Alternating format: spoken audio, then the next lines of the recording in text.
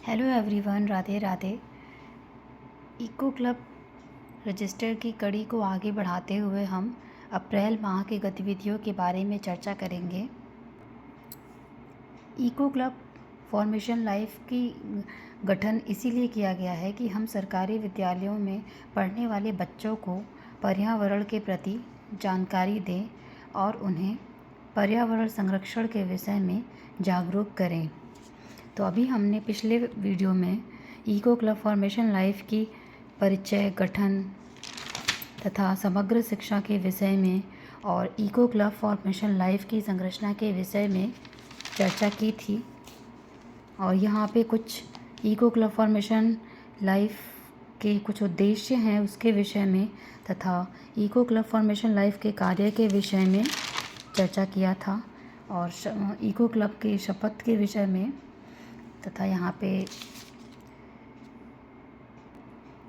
तो आइए शुरू करते हैं हम इको क्लब अप्रैल माह की कार्य योजना के विषय में। तो इस अप्रैल माह के इको क्लब की गतिविधि है पृथ्वी दिवस, जो हम 22 अप्रैल को हर वर्ष मनाते हैं। माह अप्रैल 2025 में इको क्लब की गतिविधि पृथ्वी दिवस है। पृथ्वी दिवस हर वर्ष 22 अप्रैल को मनाया जाता है। इस वर्ष पृथ्वी दिवस 2025 की थीम है हमारी शक्ति हमारा ग्रह।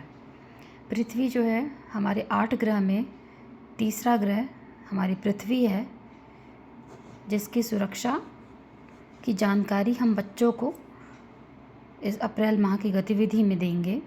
इस अवसर पर बच्चों को हमारे पृथ्वी ग्रह को साफ रखने के महत्व को समझाते हुए निम्न गतिविधियां संचालित की गईं, जिसमें है विद्यालय परिसर एवं उसके आसपास कूड़ा कचरा नहीं फेंकना तथा ना फेंकने देने हेतु प्रोत्साहित करना तथा पृथ्वी दिवस के लिए हम क्विज प्रतियोगिता कराएंगे, पृथ्वी सॉन्ग गाना, पृथ्वी सुरक्षा हेतु स्लोगन के साथ रैली निकालेंगे, प्राकृतिक सामग्रियों का प्रयोग करना तथा उन्हें प्राकृतिक सामग्रियों के महत्व के विषय में जानकारी देंगे, पेड़ पौधे लगाएंगे और बच्चों को भी अपने घर के आसपास पेड़ पौधे लगाने के लिए प्रोत्साहित करेंगे।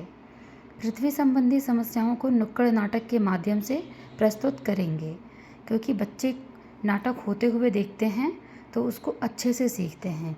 इसीलिए हम पृथ्वी संबंधी जितनी भी समस्याएं हैं उसको एक नुक्कड़ नाटक के माध्यम से प्रस्तुत करेंगे तथा उपरोक्त सारी गतिविधियों के साथ बच्चों को ये बताया जाएगा कि वर्ष 2030 तक वैश्विक स्तर पर नवीकरणीय ऊर्जा उत्पादन को 3 गुना करना है।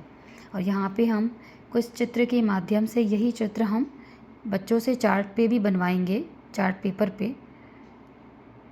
इसके पश्चात हम बच्चों को बताएंगे कि हमें अपनी पृथ्वी को अच्छा और साफ़ सुथरा रखने के लिए क्या करना है और क्या नहीं करना है।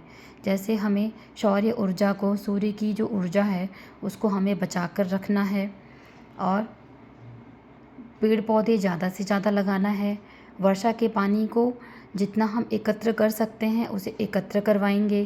खाली स्थान है, तालाब खुदवा के वहाँ पे पानी को संरक्षित करेंगे। और सबसे ज़रूरी जो जल है, जो पानी है, उसकी मात्रा बहुत ही कम होती जा रही है।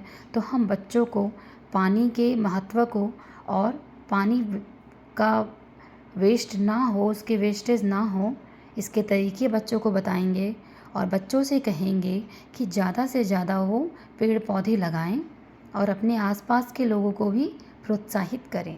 इसके पश्चात हम बच्चों को बताएंगे कि पॉल्यूशन नहीं होना चाहिए, चाहे वो पॉल्यूशन धुएं का हो, चाहे वो ध्वनि प्रदूषण हो, वायु प्रदूषण हो या जल प्रदूषण हो। सारे प्रदूषण के विषय में हम बच्चों को बताएंगे और ज़्यादा से ज़्यादा हम बच्चों को चित्र के माध्यम से प्रदूषण के बारे में बताएंगे। और सारे बच्चों को ये बताया जाएगा कि प्लास्टिक, पन्नी, पॉलीथीन, इन सब का इस्तेमाल ज़्यादा से ज़्यादा ना हो। और उन्हें ये बताया जाएगा कि जब भी वो बाज़ार सामान लेने जाएं तो घर से वो कपड़े का थैला लेकर जाएं, ताकि उन्हें पॉलीथीन ना लेना हो। और इसके बारे में जागरूक करेंगे और बच्चों से भी कहेंगे कि अपने गांव में आसपास लोगों को इसके प्रति जागरूक करें। सबसे अधिक आजकल ये हो रहा है कि जंगल की कटाई हो रही है, पेड़ पौधों की कटाई हो रही है। इसके विषय में हम बच्चों को बताएंगे कि पेड़ पौधों की कटाई नहीं होनी चाहिए और हमें ज़्यादा से ज़्यादा पेड़ पौधे लगाने चाहिए और पेड़ पौधों की कटाई नहीं करनी चाहिए। इसी तरीके से हम बच्चों से चार्ट पेपर पर स्लोगन लिखवाएंगे और पृथ्वी दिवस की कार्य योजना को संपूर्ण करेंगे। धन्यवाद।